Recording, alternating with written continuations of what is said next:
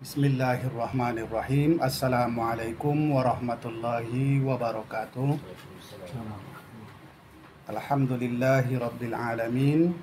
Wahdahu wassalatu wassalamu ala asyrafil anbiya'i wal mursalin. Sayyidina wa maulana Muhammadin wa ala alihi wa sahbihi wa sallam ajma'in. Pertama-tama kita bersyukur kepada Allah Subhanahu wa ta'ala yang masih memberikan kita kesempatan untuk mengenalnya. Salawat dan salam kita sampaikan keharibaan Nabi kita besar Muhammad sallallahu alaihi wasallam. Allahumma salli wa sallim wa barik alaih. Para sahabat Taubi, alhamdulillah pada kesempatan kali ini jumpa lagi dengan saya Wa'ngah.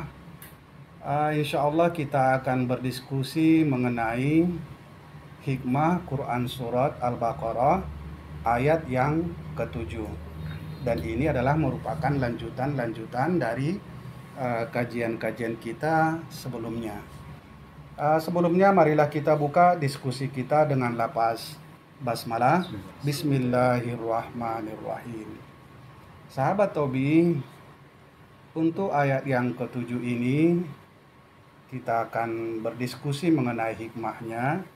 Tapi yang pertama yang perlu kita pahami terlebih dahulu adalah apa itu pengertian daripada hikmah. Ketika kita paham apa itu hikmah, maka insya Allah akan dimudahkan untuk yang berikutnya. Hikmah itu berarti adalah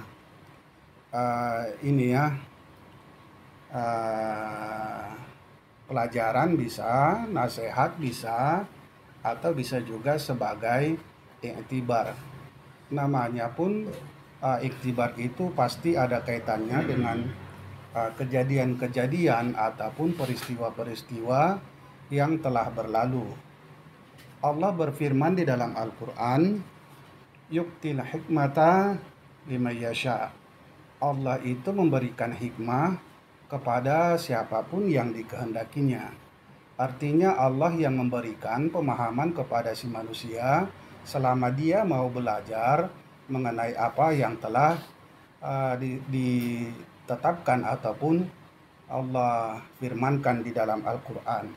Dan tentunya ketika memahami ini kita harus betul-betul belajar mengenai makna yang tersurat ataupun yang tersirat di dalam ayat-ayat tersebut. Sahabat Tobi, lantas bagaimanakah kita mengambil satu iktibar ataupun pelajaran dari Quran Surah Al-Baqarah ayat yang ke-7 ini? Allah berfirman dalam surat Al-Baqarah, Bismillahirrahmanirrahim, khatamallahu ala qulubihim wa ala sam'ihim wa ala absarihim gishawatu wa lahum adabun azim. Dan tentunya di sini kalau kita ibaratkan yang pertama itu khatam. Khatam itu berarti kan menutup. Artinya Allah telah mengunci hati manusia. Disebabkan karena apa? Namanya pun kalau sudah ditutup itu namanya di stempel gitu. Berarti payah untuk keluar dari situ. Nah, apa yang membuat mereka itu mendapat stempel khatam dari Allah di sini? Karena bagi mereka itu ketika ada stempel dari Allah, sama aja mau dikasih petunjuk atau tidak dikasih petunjuk sama mereka, bagi mereka itu sama saja. Tetapi itulah Allah. Walaupun sudah distempelnya di situ selama masih bernapas si manusianya, tetap Allah masih memberikan kesempatan kepada dia. Khotam itu bisa dibuka. Artinya ketika rahmat dari Allah itu turun kepada mereka, maka apa yang tidak bisa bagi Allah? Sebenarnya di sini yang berputus asa itu adalah si manusianya.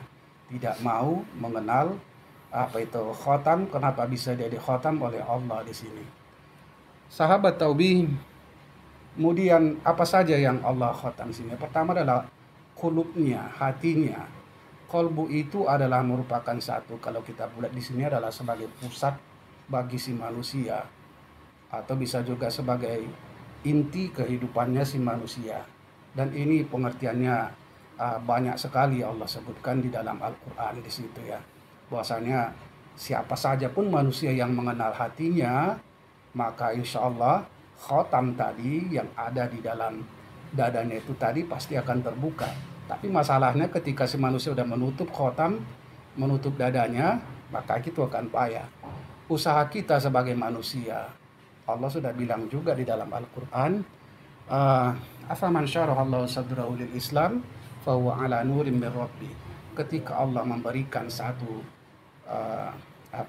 alam yang terang, Allah memberikan penjelasan, Allah menyibak apa yang ada di dalam dadanya, yaitu berupa keselamatan, maka fahuwa ala nurim min rabbi, maka dia berada dalam nur cahaya Tuhannya.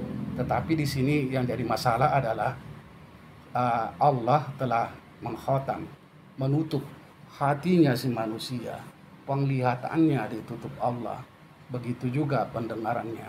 Berarti ini namanya sudah, kalau kita bilang itu udah gor-gor terakhir. Tetapi sebelum itu terjadi, masih tetap Allah berikan kesempatan bagi si manusia. Sahabat Tobi, sebagai kesimpulannya adalah bahwasanya hikmah ayat 7 ini, ayo kita mengenali diri kita. Banyak hal-hal yang Allah tutup. Ini kan hanya sebagai secara umumnya. Orang Islam saja pun banyak yang Allah khatam, Allah tutup dia untuk mengenali sisi batin yang ada dalam dirinya.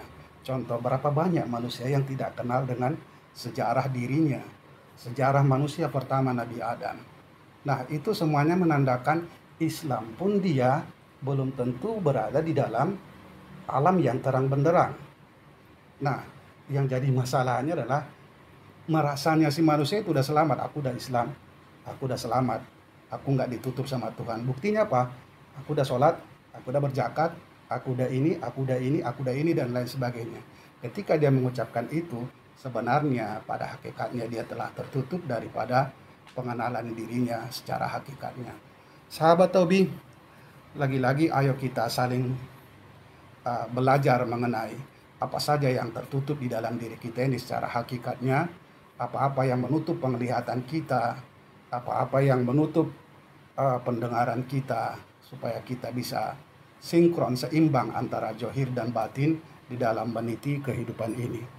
Sahabat Tobi, segala silap dan kata pada penyampaian kali ini mohon kiranya untuk dimaafkan.